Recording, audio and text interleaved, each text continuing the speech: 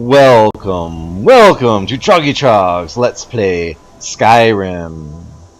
This is another mod talk, and in this mod talk we're going to talk about shadows, frames per second, and a new mod that I've just installed and I'm really enjoying. It's a really awesome mod. So anyway, let's talk about shadows first.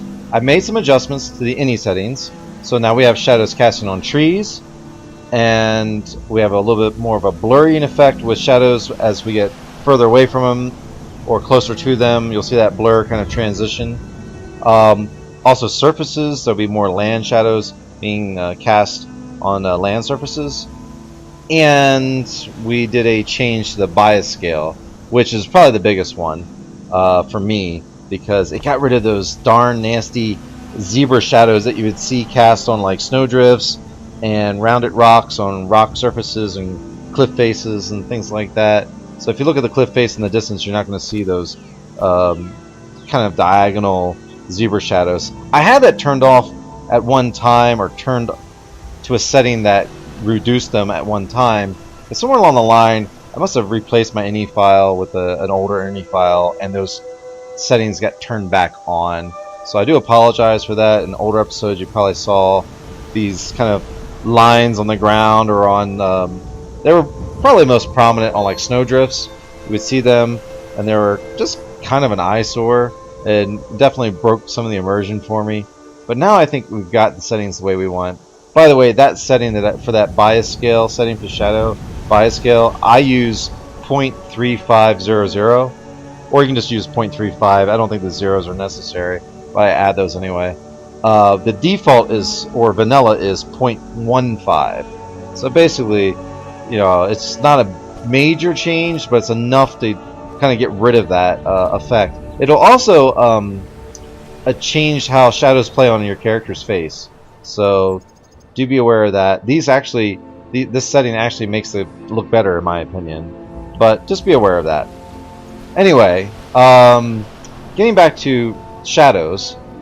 Shadows like this, when you have them turned on to tree trunks and tree branches and land surfaces, even though we already had shadows playing in the game, now we have that many more. And then in a place like Falkreath, like this here, where it's heavily forested, you have forests down below us, forests around us, and all these things are loading into our cell, and all those shadows are loading in.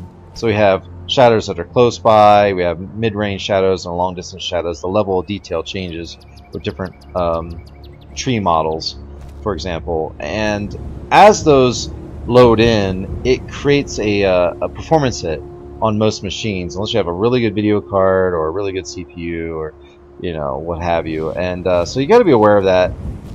You got to kind of be aware of what resolution you're using for your shadow maps. Like I use 4096. You can go higher than that, but 4096 is pretty darn high. That basically controls how far away you see the shadows, as well as, I believe, or more importantly, the pixelation of the shadows.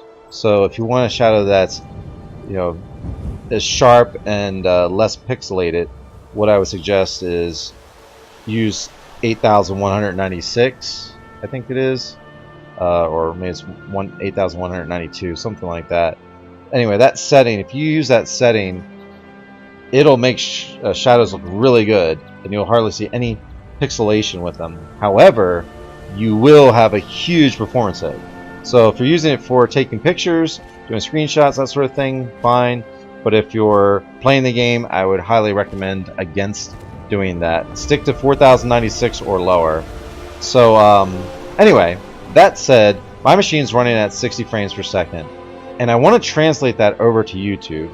YouTube recently, in the last year or so, started allowing users to upload videos at a higher frame rate than 30 frames per second.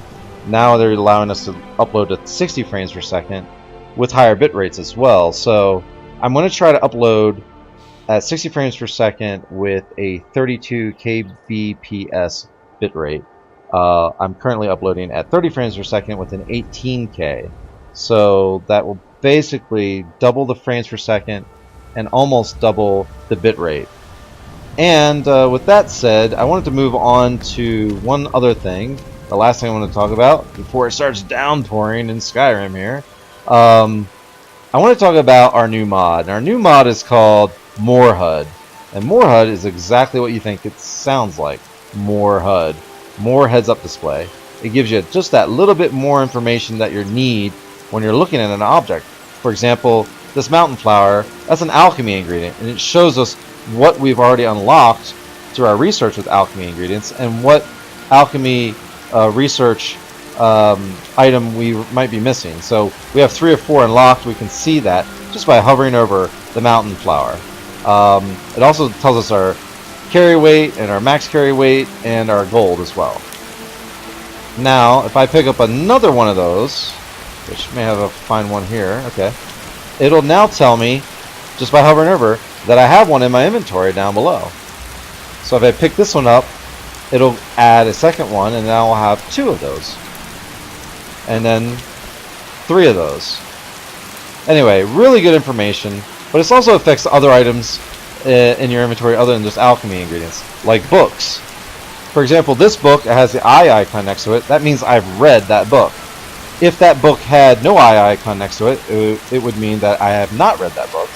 And if it had a skill name like alchemy or illusion or archery next to it, that would mean it would be a skill book for one of those skills.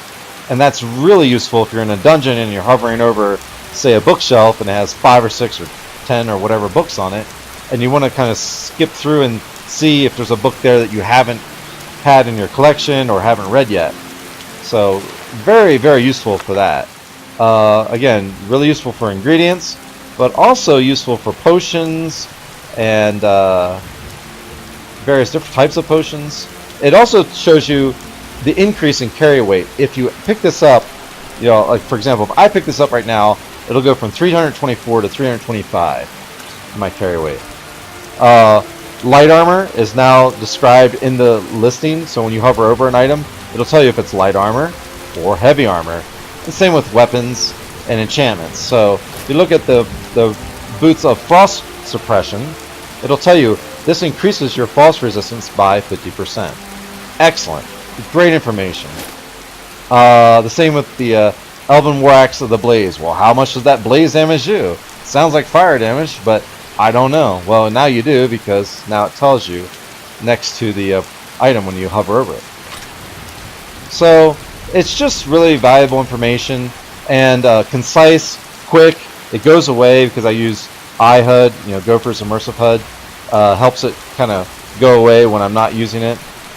So it goes hand in hand, dovetails really well with that mod, and you have to have SKSE and SkyUI to use either one of those, I believe, but definitely for moreHUD you need those 2. So anyway, that's about it. Just wanted to fill you in on some of the news with uploading to 60 frames per second, a higher bit rate, so you'll see higher quality videos. Hopefully they'll be less pixelated. We have better shadows in the game, so the game's going to look better, and better shadow settings as well. And we have a new HUD mod called moreHUD that's working really well, and I'm really thankful to have it as one of the mods that are in our mod list, and I'm looking forward to using it in our Let's Plays. So it's a great HUD, and I really highly recommend you guys downloading it from Nexus or wherever you can find it. It's very easy to install and use, so check it out.